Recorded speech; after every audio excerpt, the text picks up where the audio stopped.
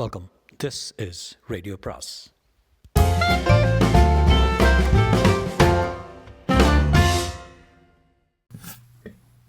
அனைவருக்கும் அன்பு வணக்கம். ராக்கி ரங்கராஜனின் லாரா அத்தியாயம் 49. இறுதியில் ஒரு வழியாக தன் அறைக்கு திரும்பினாள் லாரா. ஹவர்டை கூப்பிட்டாள். உங்களை தூக்கத்தில் எழுப்பி விட்டேனா? இல்லை என்றான் தூக்க கலக்கத்துடன். எப்போதுமே நான் விடிகாலை 4 மணிக்கு எழுந்து கொள்கிறோம் தான். அங்கே எப்படி இருக்கிறது? பிலிப்புக்கும் தனக்கும் நடந்ததெல்லாம் அவனிடம் கொட்ட வேண்டும் போல் இருந்தது அவளுக்கு. ஆனால் சொல்லவில்லை. ஒன்றும் விசேஷம் இல்லை. நாளை நான் மிலானுக்கு போகிறேன். என்ன, மிலானில் நமக்கு என்ன வேலை? வேலையா இல்லை, நிறைய இருக்கு என்று மகிழ்ச்சியுடன் நினைத்து கொண்டாள் லாரா. நான் அனுப்பியிருந்த செய்திகளெல்லாம் பார்த்தியா? அவற்றை அவள் மறந்தே போய்விட்டாள் குற்ற உணர்வுடன். இன்னும் பார்க்கல என்றாள். கசினோ விஷயமா பல வகையான வதந்திகள் கிளம்பியிருக்கின்றன லாரா. என்னம்மா? நாம் ஏலம் எடுத்த முறையில் முறைகேடுகள் நடந்திருக்கப்பட்டதாக பல புகார்கள். சரி, கவலைப்படாதீங்க. ஏதாவது பிரச்சனை ஏற்பட்டால் பால் மார்ட்டின் பார்த்துக்கொள்வார். நீ எஜமானி, நான் என்ன சொல்ல முடியும்? நம் விமானத்தை மிலானுக்கு அனுப்பிடுங்க. விமான தளத்தில் பைலட்டுகள் இருக்க சொல்லுங்கள், அங்கே பேசிக்கொள்கிறேன். சரி, வந்து பேசாமல் படுத்து தூங்குங்க. அதே விடிகாலை 4 மணிக்கு பால் மார்ட்டின் தூங்காமல் கொட்ட விழித்து கொண்டிருந்தார். இதுவரை லாராவின் சொந்த ஃபோனுக்கு பல முறை கூப்பிட்டாகிவிட்டது. எதற்கும் பதிலில்லை. முன்னெல்லாம் வெளியூர் போனால் அவருக்கு சொல்வது வழக்கம். இப்போது என்ன நேர்ந்திருக்கிறது? லாரா என்ன மர்மமான வேலையில் ஈடுபட்டிருக்கிறாள்? லாரா கண்ணே, ஜாக்கிரதையாயிரு, ரொம்ப ஜாக்கிரதையாயிருமா என்று தன்னுள் உரிமிக்கொண்டார் பால் மார்ட்டின். மிலான் நகரை அடைந்ததும் லாராவும் பிலிப்பும் ஆன்டிக்ஸ் எலிகண்டா என்ற வசதியான சிறிய ஹோட்டலில் தங்கினார்கள். 12 அறைகள் தான் அங்கிருந்தன. காலை நேரம் பூரா அறைக்குள் படுக்கையிலே கிடந்தார்கள். பிற்பகல் ஏரிக்கரைக்கு காரில் சென்று ஏரிக்கரை ஹோட்டலில் உணவருந்தினார்கள். அன்று இரவு இசை நிகழ்ச்சி வெற்றிகரமாக முடிந்தது. ஆப்ரா ஹவுஸ் தியேட்டரின் பின் அறையில் வழக்கம் போல ரசிகர்கள் பிலிப்பை மொய்த்து கொண்டார்கள். அவர்கள் பிலிப்பை சூழ்ந்து கொள்வதையும், தொட்டு பார்த்து மகிழ்வதையும், ஆட்டோகிராஃப் வாங்கிக் கொள்வதையும், சிறு பரிசுகள் வழங்குவதையும் பார்த்தவாறு அறையின் ஓரமாக நின்றிருந்தாள் லாரா. அவள் உள்ளத்தில் பொறாமை கத்தி போல குத்தியது. பிலிப்பை சூழ்ந்திருந்தவர்களில் சில அழகான இளமையான பெண்கள் இருந்தார்கள். எல்லோருமே பிலிப்பை தங்கள் கைக்குள் போட்டுக்கொள்ள முயல்வதாக அவளுக்கு தோன்றியது. ஒயிலான உடையணிந்திருந்த ஒரு அமெரிக்க பெண் கொஞ்சலாக, மிஸ்டர் பிலிப், நாளைக்கு நீங்கள் ஒழிவாக இருப்பீங்களா? இருந்தால் என் மாளிகையில் உங்களுக்கு ஒரு அந்தரங்கமான விருந்து தர விரும்புகிறேன். ரொம்ப அந்தரங்கமான விருந்து என்றாள். சிறுக்கி, இவள் கழுத்தை முறிக்க வேண்டும் என்று லாராவுக்கு தோன்றியது. பிலிப் புன்னகையுடன் வந்து, ரொம்ப நன்றி, நாளைக்கு எனக்கு வேலை இருக்கிறது என்றான். இன்னொரு பெண் தனது ஹோட்டல் அறையின் சாவியை பிலிப்பின் கையில் திணிக்க முயன்று கொண்டிருந்தாள். அவன் தலையசைத்து மறுத்தான். மேலும் மேலும் பெண்கள் அவனை சுற்றி கொண்டார்கள். லாராவை பார்த்து அவன் சிரித்தான். இட்டலி மொழியில் பல பெண்கள் பலவிதமாக அவனிடம் கொஞ்சினார்கள். அவர்கள் மொழியிலேயே அவனும் மரியாதையுடன் பதிலளித்தான். இதற்கு முடிவே இராது போல் இருக்கிறது என்று லாரா எண்ணிய போது அவன் அவர்களை விலக்கி கொண்டு அவளிடம் வந்து, இங்கிருந்து கிளம்பிடலாம் என்றான். சந்தோஷமா என்று இத்தாலிய மொழியில் கூறி சிரித்தாள் அவள். இசை மண்டபத்தை ஒட்டி இருந்த ரெஸ்டாரண்ட்டுக்கு அவர்கள் சென்றார்கள். இசை நிகழ்ச்சிக்காக வேண்டி கருப்பு டை கட்டி கொண்டு வந்திருந்த பல ரசிகர்கள் அங்கே கூடியிருந்தனர். அத்தனை பேரும் இவர்கள் நுழைந்த வினாடியை எழுந்து நின்று கரகோஷம் செய்ய தொடங்கினார்கள். ரெஸ்டாரண்ட் நிர்வாகி அவர்களை அறை மத்தியிலிருந்து மேஜைக்கு அழைத்து சென்றார். இங்கே தாங்கள் வந்தது எங்களுக்கு பெரும் கௌரவம் மிஸ்டர் பிலிப் என்றார். ஹோட்டல் நிர்வாகத்தினர் தங்களது அன்பளிப்பாக ஷாம்பெயின் ஒரு புட்டி அனுப்பியிருந்தார்கள். பரஸ்பரம் வாழ்த்துக்கள் சொல்லி அவர்கள் அருந்தினார்கள். நம்முடைய நல்வாழ்வுக்காக என்றான் பிலிப் உணர்ச்சியுடன். நம்முடைய நல்வாழ்வுக்காக என்று திருப்பி சொன்னார்கள் அவர்கள். அந்த ரெஸ்டாரண்ட்டின் சிறப்பு ஐட்டங்களை வரவழைத்தான் பிலிப். சாப்பிடும் நேரம் மொத்தமும் அவர்கள் பேசிக்கொண்டே இருந்தார்கள். காலங்காலமாக ஒருவரை ஒருவர் அறிந்திருந்தவர்கள் போல பேசிக்கொண்டார்கள்.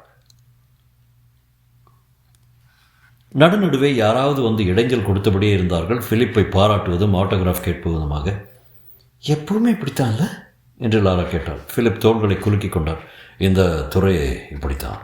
மேடையில் 2 மணி நேரம் செலவழித்ததென்றால் அதை போல பல மடங்கு ஆட்டோகிராஃப் போடுவதிலும் பேட்டிகள் கொடுப்பதிலும் செலவழியும் என்று அவன் சொல்லிக் கொண்டிருக்கையிலே மீண்டும் ஒருவர் வந்து ஆட்டோகிராஃப் வாங்கி சென்றார். இந்த பயணம் எனக்கு அற்புதமாக அமைந்து விட்டது. காரணம் நீதான் என்று பிலிப் பெருமூச்சு விட்டான். ஒரு கெட்ட செய்தி. நாளை நான் வெனிஸ்க்கு போக வேண்டும். நீ இல்லாமல் வெறிச்சென்று இருக்கும். நானும் வெனிஸ்க்கு போனதே இல்லை என்றாள் லாரா. நானும் வர்றேன் என்றாள். மிலான் நகரத்தின் விமான நிலையத்தில் லாராவின் சொந்த விமானம் காத்திருந்தது. பிலிப் அந்த பிரம்மாண்டமான ஜெட் விமானத்தை பார்த்து பிரமித்து போனான். இது உன்னுடைய விமானமா? ஆமாம், இதில் தான் நம்ம வெனிஸ்க்கு போக போகிறோம் என்றாள் லாரா. அம்மணி, என்னை ரொம்ப செல்லம் கொடுத்து கெடுத்துருவீங்க போல இருக்கு. அதுதான் என் நோக்கம் என்றாள் லாரா மென்மையாக. 35 நிமிடங்களில் அவர்கள் வெனிஸ் விமான நிலையத்தை அடைந்தார்கள். அங்கே ஒரு சொகுசு கார் காத்திருந்தது.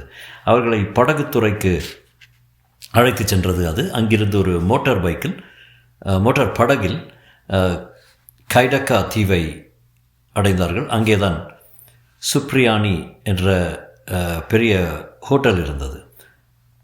நமக்காக 2 தனித்தனி ஸ்வீட்கள் ஏற்பாடு செய்திருக்கிறேன், யாரும் தப்பாக நினைக்க வேண்டாம் என்றாள் லாரா. மோட்டார் படகில் செல்லும்போது லாரா கிட்டார். இங்கே எத்தனை நாள் இருக்க போகிறோம்? ஒரே ஒரு இரவு தான். இது இசை நிகழ்ச்சி முடிந்ததும் நம்ம வியன்னாவுக்கு போகிறோம். அந்த நாம் அவளுள் பரவசம் ஏற்படுத்தியது. எவ்வளோ நாள்? ஆமாம், எவ்வளவு நாள் முடியுமோ அவ்வளோ நாள் நீ என்னுடன் தங்கியிருக்கலாம் என்று அவன் சொல்லியிருந்தான். ஆனால் உனக்கு எவ்வளவோ முக்கியமான வேலைகள் இருக்குமே, அதெல்லாம் என்னால் கெட்டுவிடாது.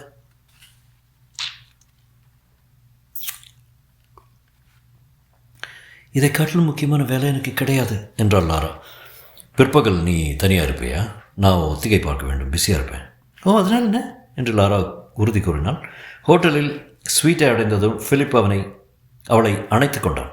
நான் தியேட்டருக்கு போகணும், நீ ஊர் சுற்றிப்பாரு. வெனிஸ் ரொம்ப அழகான ஊர். நான் சாயந்தரம் வந்து பார்க்குறேன். அவர்கள் முத்தமிட்டு கொண்டார்கள். சுருக்கமாக முத்தமாக ஆரம்பித்து நீண்ட ஆழமான முத்தமாக முடிந்தது. நான் சீக்கிரம் போர்பட வேண்டும் மெதுவே சொன்னான் அவன். இல்லாவற்றில் ஒத்திகையை சரிவர கவனிக்க முடியாது போய்விடும். எல்லாம் ஜம்முன்னு நடக்கும் என்று வாழ்த்தினாள் லாரா. பிலிப் புறப்பட்டு சென்றான். ஹாவர்டுக்கு ஃபோன் செய்தாள் லாரா. எங்கே இருக்க நீ என்று இறைந்தான் ஹாவர்ட். உன்னை எங்கெல்லாம் தேடிக்கொண்டிருக்கேன்? வெனிஸில் இருக்கேன். சிறிது நேரம் மௌனத்துக்கு பிறகு, வெனிஸ்லா? கால்வாய் ஏதாவது வாங்க போறியா என்ன? அதுதான் விசாரிச்சுட்டு இருக்கேன் என்று லாரா சிரித்தாள். நீ இங்கே இருக்க வேண்டியவ என்றான் அவன். என்ன இல்லாமல் நடந்துட்டுருக்கு? ஃப்ராங்க் ரோஸ் சில புதிய பிளான்கள் கொண்டு வந்து காட்டினா எனக்கு பிடித்திருக்கிறது. ஆனால் உன் அங்கீகாரம் இல்லாமல். லாரா குறுக்கிட்டு, உங்களுக்கு பிடிச்சிருந்தா வேலையை முடிக்க வேண்டியது தானே என்றான். நீ பார்க்க வேண்டாமா? ஹாவர்டின் குரல் வியப்பு துணித்தது. இப்போ வேண்டாம் ஹாவர்ட். ஆல்ரைட். அந்த வெஸ்ட் சைடு மனை விஷயம் பேரை நடந்துகிட்டு இருக்கேன், நீ ஓகே சொல்ல வேண்டும். சரி, இதோ ஓகே சொல்லிட்டேன். அப்புறம் லாரா, உனக்கு உடம்பு ஒன்றும் இல்லையே? இந்த அளவுக்கு ஜோராக நான் என்றைக்குமே இருந்ததில்லை. எப்போது ஊருக்கு திரும்ப போகிறேன் தெரியாது, அடிக்கடி ஃபோன் பண்ணுறேன். Good bye Howard. தெய்வத்தச்சன் சிருஷ்டித்த மாயாலோகம் போல் இருந்தது வெனிஸ். அன்று காலை புறாவும் மாலை முத்தமும் ஊரை சுற்றி பார்த்து கொண்டிருந்தாள் லாரா. அரண்மனைகளுக்கும் மணிக்கூண்டுகளுக்கும் சதுக்கங்களுக்கும் விஜயம் செய்தாள். மக்கள் கூட்டம் அலைமோதும் வீதிகளின் வழியே நடந்தாள். வளைந்து செல்லும் சின்ன தெருக்களில் சென்றாள். அங்கே நகைக்கடைகளும் தோல் பொருள் கடைகளும் ரெஸ்டாரண்ட்களும் மண்டி கிடந்தன. தனது அலுவலகத்தில் உள்ள ஊழியர்களுக்காக விலை உயர்ந்த ஸ்வெட்டர்களும் ஸ்கார்ஃப்களும் உள்ளாடைகளும் வாங்கினாள். ஹவர்டுக்கும் வேறு சிலருக்கும் டைகளும் கைப்பைகளும் வாங்கினாள். ஒரு நகைக்கடையில் நுழைந்து பிலிப்புக்காக உயர் ரக கை கடிகாரம் தங்க பட்டையுடன் வாங்கினாள். இதில் பிலிப்புக்கு காதலுடன் லாரான்னு பொறித்து கொடுங்கள் என்றாள். அதை சொல்லும்போது அருகில் அவன் இல்லாதது வேதனை தந்தது. மாலையில் பிலிப் ஹோட்டலுக்கு திரும்பி வந்ததும் இருவரும் தோட்டத்தில் அமர்ந்து காஃபி அருந்தினார்கள். லாரா பிலிப்பின் முகத்தை நோக்கினாள்.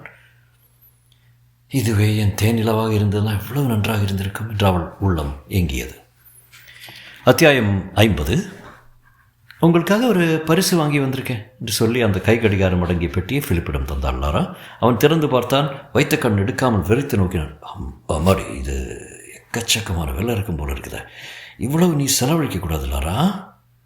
உங்களுக்கு பிடிக்கிறதா பிடிக்கலையா? சச்சா, ரொம்ப பிடிச்சிருக்கு. எவ்வளோ அழகான வாட்ச். ஆனால் கையில் கட்டிக்கொள்ளுங்கள். அதை பார்க்கும்போதெல்லாம் என் ஞாபகம் வரணும். உன் ஞாபகம் வர்றதுக்கு இது தேவையில்லை. ரொம்ப தேங்க்ஸ். இசை நிகழ்ச்சிக்கு எத்தனை மணிக்கு புறப்பட வேண்டும்? 7 மணிக்கு. பிலிப்பின் புதிய கடிகாரத்தை பார்த்து கொண்டாள் அவள். அப்படின்னா 2 மணி நேரம் கிடைத்திருக்கிறது என்றாள். இசை நிகழ்ச்சி நடைபெறும் தியேட்டர் நிரம்பி வழிந்தது.